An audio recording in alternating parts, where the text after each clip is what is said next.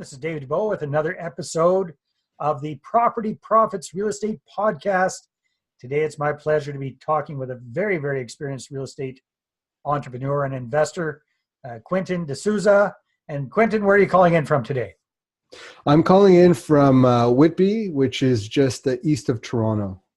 Fantastic. So if you don't know about Quentin, Quentin is a very, very sharp gentleman, probably one of the more educated real estate investors that I've interviewed. In fact, Quentin's got 3 degrees under his belt.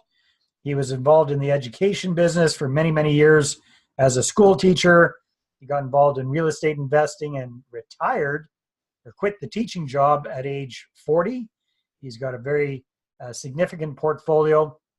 And you name it, he's pretty much done it when it comes to real estate investing. His main focus right now is what did you call it, Quentin? You call it buy, fix, refinance, and rent. BFRR. Some people call it other things, but that's boring. Boring. Exactly. Yeah. So, Quentin, welcome to the call. We're going to start the timer right now.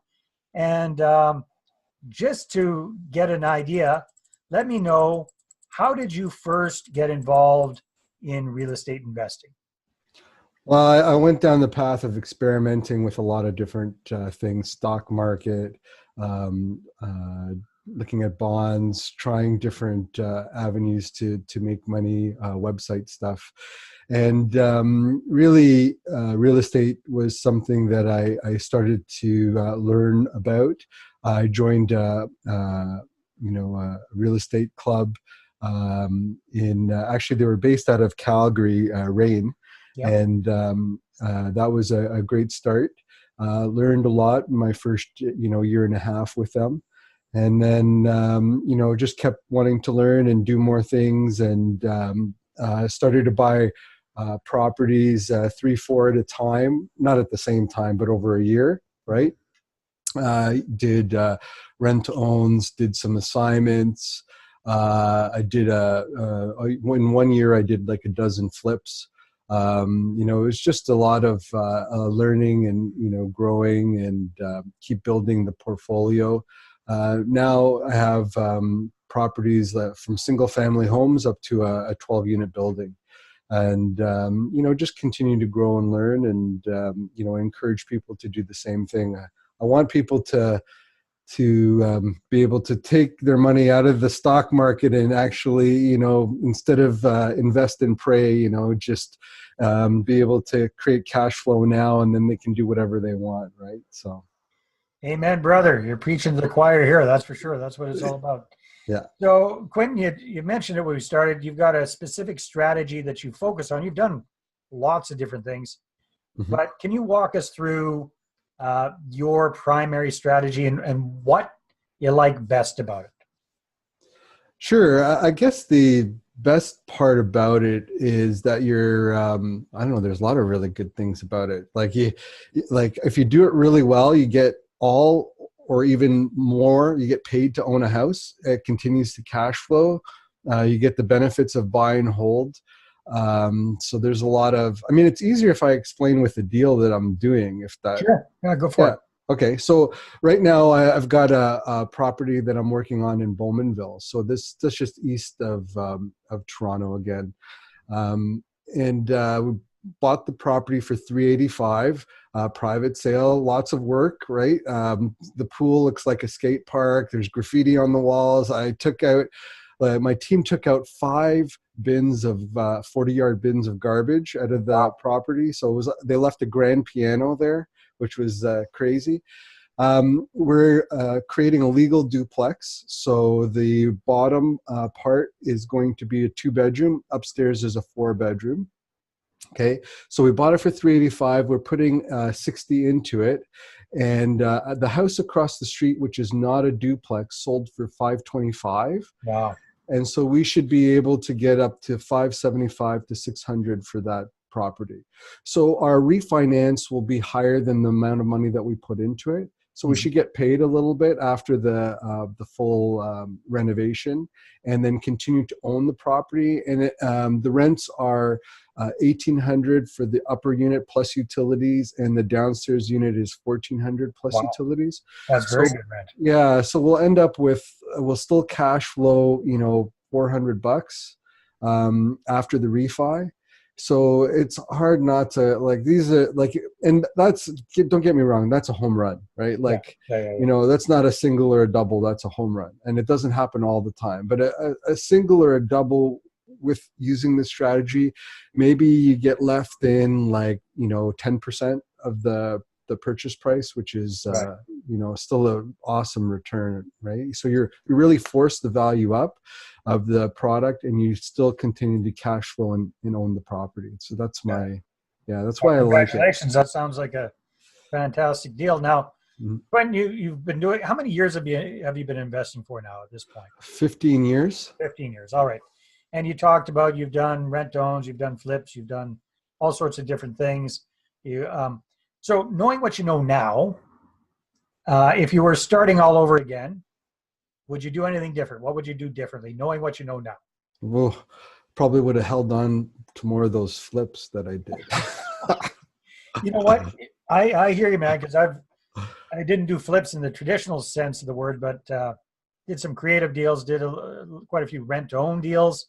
And that was always the pain of the whole thing. Is like, okay, you sell the property, and now what? Now you got to go find another one to do it again.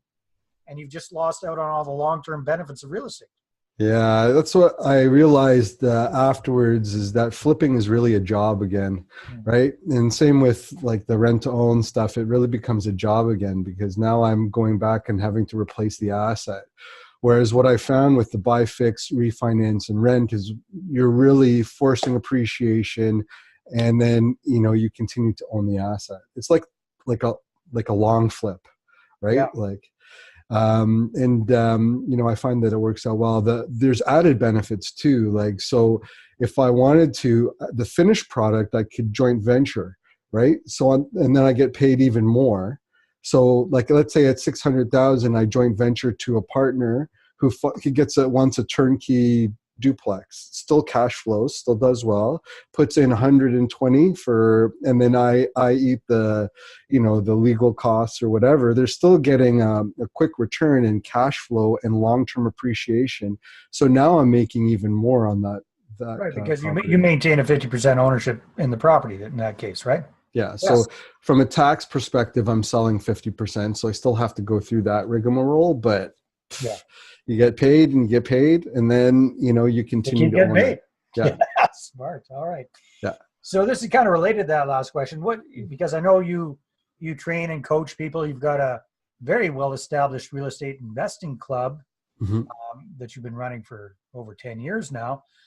So what are some of the biggest mistakes you see other real estate investors making, especially new investors?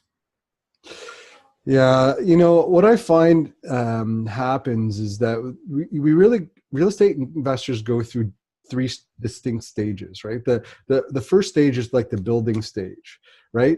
And then the second stage is the growth stage, where you kind of see income and equity surpass what your required income is, right?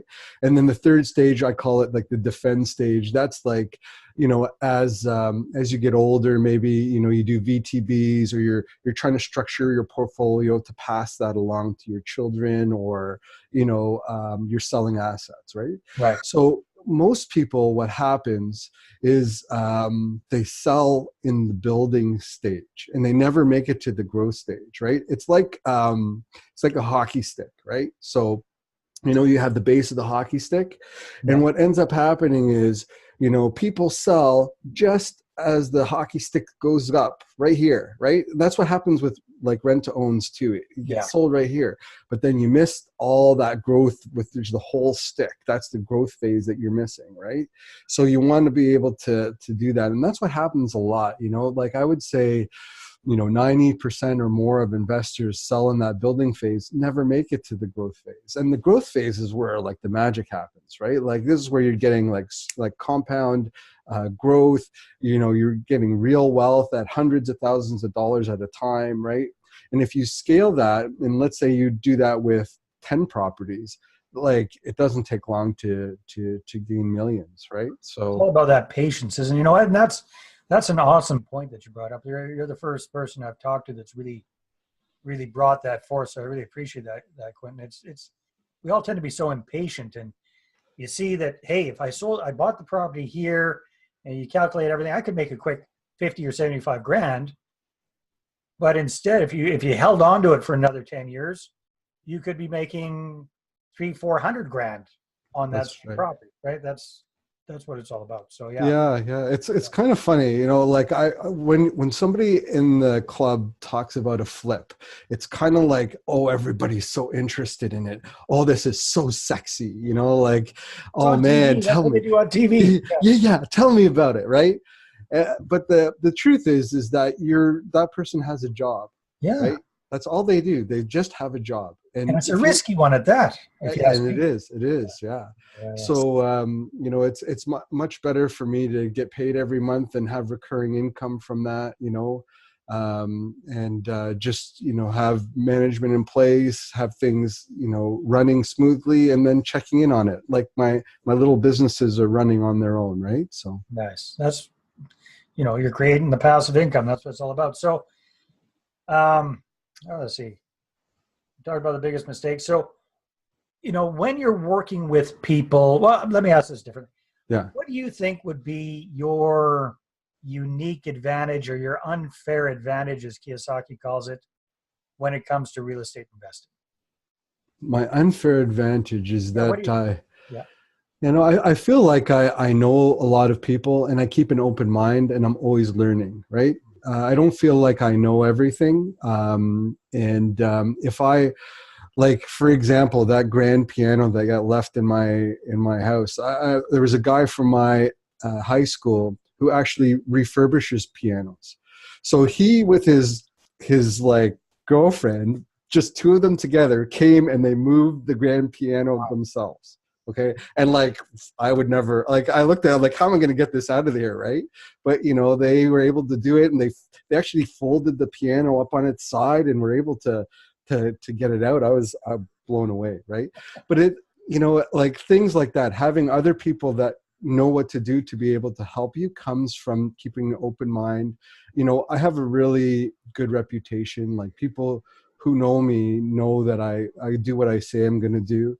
And, people who are like, people think that the real estate business is a bricks and mortar business. It's not. It's a relationship business, right? And that's what, one of my things is, if you cross me, oh, you're in trouble, man. But like, you're my friend, no problem. Like, this is definitely, we'll work well together for years and years, right? So makes sense. Yeah. So when you're working with clients, when you're working with real estate investors, what are some of the biggest problems that you help them to solve? Yeah, a lot of it comes from fear, the unknown, right? And I get them uncomfortable, and I get them doing things that they don't like to do right away. And there's a lot of reasons for that. Like, so like, in my coaching program, I have a lot of online materials and online modules and things that they can go to get the knowledge. But it's, there's content everywhere. What I do is I give them actions. So we use a software program that gives them a to-do list. So I give them things that they need to do, and a lot of the things they have to check off doing are like going out and getting things done, and then coming back and reporting. Because I find that what happens a lot is that they'll read it, or they'll listen to it, or they'll view it, but won't do anything. So action is the key to succeeding in real estate. And I actually trademarked the term action taker, because that's the name of my program, the Action Taker Program. And that's what, the key is that people go out and they take actions and they do. And I actually fire coaching clients. I don't need the money to, I do really well with what I do, and I don't want to waste my time. So I've sorry, this isn't working. You're not doing, your condition to work with me is I'm going to give you tasks. You're going to do them. If you don't do them, we're going to part. That's it. That's the school teacher, and you're coming out that they get an F. Yeah, well, they get out of here. I don't give S. I kick you out of the program. I fire people. That's the way it goes. So with that in mind, so fear kind of being the big thing, not taking action, procrastination. What would be like an action that our listeners could take to help them overcome that fear? What would you suggest if somebody wants to? They recognize you, say, you know what? Yeah, I'm in that batch. What would you suggest being one action they could take to help overcome that? Yeah, hang out with people who are taking action, right? That's the easiest thing to do. Find a group of people. There's a lot of clubs and places online now. You can go to meetup.com and find, things that are going on in your area, and just meet other people who are doing it. By default, you're going to end up doing it, right? Just because you keep hanging out and you keep hearing about these things going on, and you'll get comfortable with it, and you go out and you'll start to do it.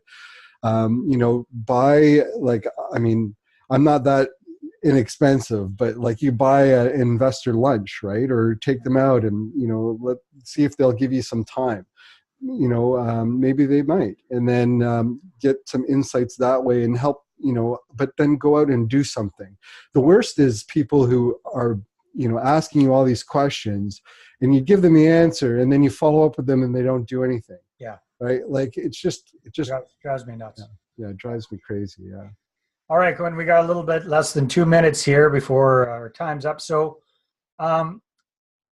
if people are interested in finding out more about you, do you have any free resources you can offer folks so they can get a taste of Quentin D'Souza? Yeah, there is a renovation series that I put together, and I interviewed basically different coaching students that I have and different Durham REI members going through all types of renovations. Mostly they're duplex conversions, sometimes they're vertical splits, and that sort of thing. So you can, what was the URL? Oh my gosh, I gave it to you anyways. I'm so bad with this. I'll have it in the resources below. Okay. Check out below. What's the best website for people to check you out on? Yeah, durhamrei.ca or durhamrei.com. That's the easiest one. And, I'm really, eager to engage with real estate investors who are actually going out and doing things. So I post articles on there, and have a scoring system so that if you want to look at a property and you're buying it privately, which is what I do 70-80% of the time, I have a scoring system that I use to be able to identify, with the star system and all of that. It's actually available on that website as well, so they can check that out for free too. Yeah. Awesome. Lots of great tools. Yeah. Quentin, it's been a real pleasure, my friend. Thank you so much for your wisdom, and look forward to keeping in better touch with you. Look forward to keeping in touch with you, Dave. You look a lot better in person. You look like, all right, there you go. Cartoon versus real life. Whoa. Good timing. All right. Take care. Talk to you soon. All right. Talk to you soon. Well, thanks very much for checking out the Property Profits podcast. If you like what we're doing here, please head on over to iTunes, subscribe, rate us, and leave us a review. Be very, very much appreciated. And if you're looking to create a regular flow of inbound investor inquiries about your real estate deals, then I invite you to attend one of my upcoming live online demonstrations. And you can check that out at investorattractiondemo.com. Take care.